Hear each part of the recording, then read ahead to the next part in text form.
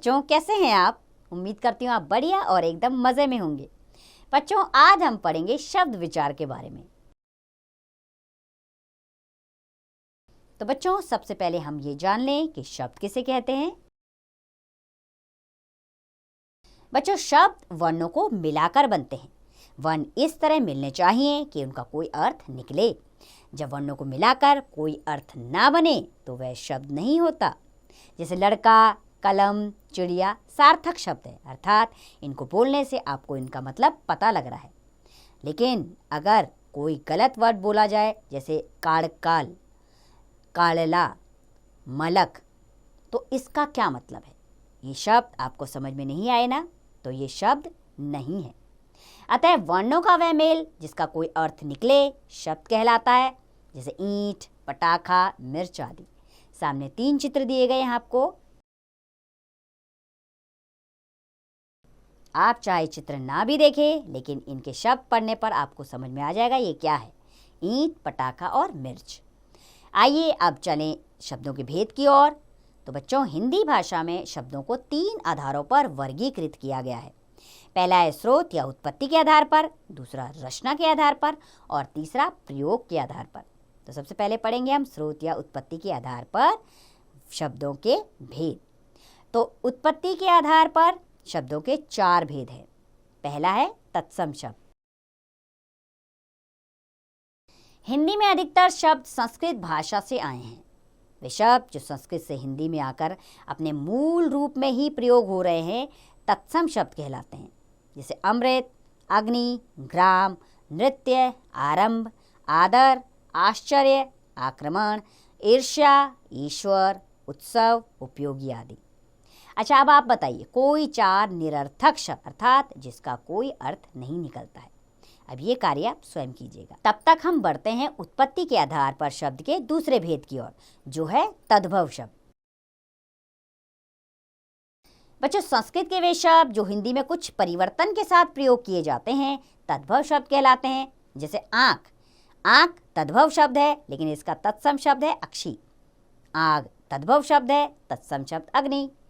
गांव ग्राम का तद्भव शब्द है और चांद चंद्रमा का तद्भव शब्द है, अर्थात परिवर्तित करके इसे हिंदी भाषा में प्रयोग किया गया है। आइए कुछ तत्सम और तद्भव शब्द पढ़ें।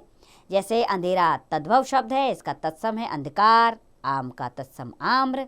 आग का अक्षी, आधा का तत्सम है अर्ध और आग का तत्सम शब्द है अग्नि। 8 का अष्ट। आंसू का तत्सम है अश्रु और अचरज का तत्सम शब्द है आश्चर्य। इसी तरह कीट का तद्भव क्या होगा?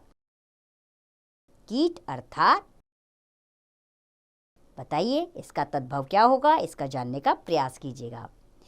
आगे बढ़ते हैं हम तीसरे भेद की ओर, जो है विदेशी शब्द। बच्चों, विदेशी शब्द वे शब्द हैं जो दूसरी भाषाओं से आए हैं और हिंदी भाषा में प्रयुक्त हो रहे हैं।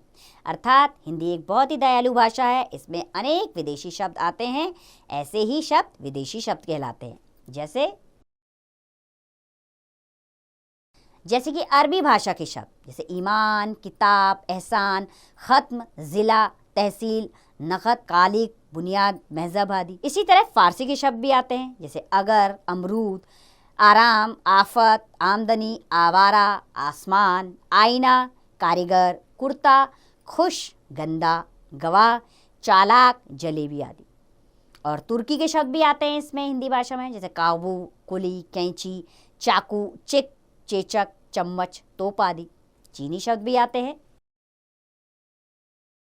चीनी शब्द हैं जैसे चाय, लीची आदि। जापानी के शब्द जैसे रिक्शा आदि। अंग्रेजी के शब्द जैसे अपील, अफसर, operation, engine, court, collector, copy, college, coat, cup, cake आदि। फ्रेंच के शब्द हैं जैसे अंग्रेज, कारतूस, कूपन आदि। डच शब्द जैसे तुरुप, इक्का, बम, तांगे का आदि। रूसी शब्द भी प्रयोग होते हैं हिंदी भाषा में, जैसे रूबल, जार, वोदका आदि। तो ये थे विदेशी शब्द। अब आते हैं चौथे नंबर पर देशज शब्द। बच्चों, देशज का अर्थ है देश में उत्पन्न। ये वे शब्द हैं जो हमारे भारत की प्रचलित भाषाओं से लिए गए हैं। कुछ देशज शब्द इस प्रकार हैं, जैसे माली, टिंडा, ठठेरा, सुड़कना, ताला, बाजरा, खर्राटा, मिर्च आदि।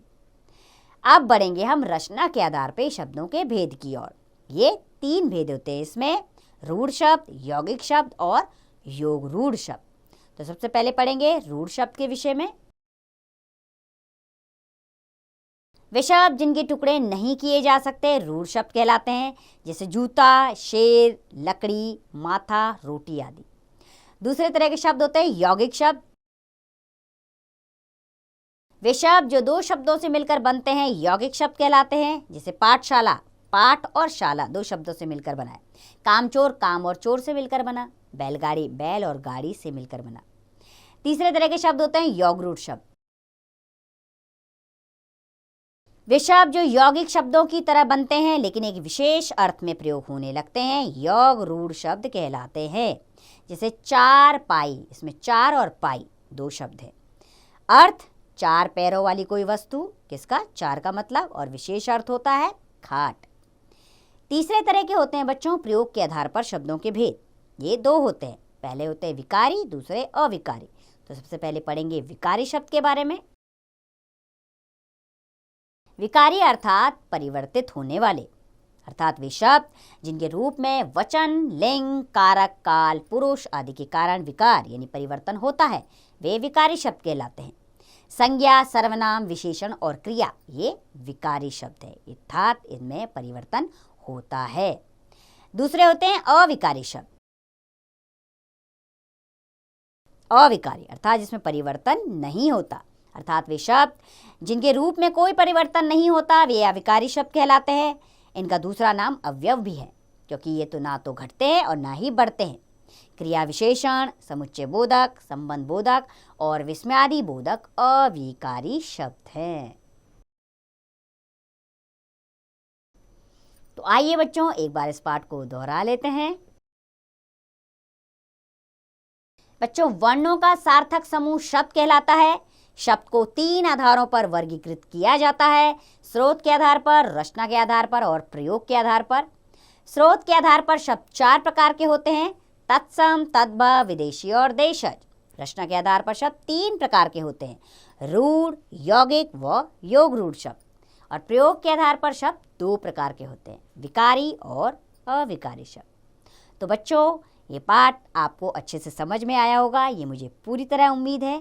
अब इसका अभ्यास कार्य आप स्वयं कीजिए।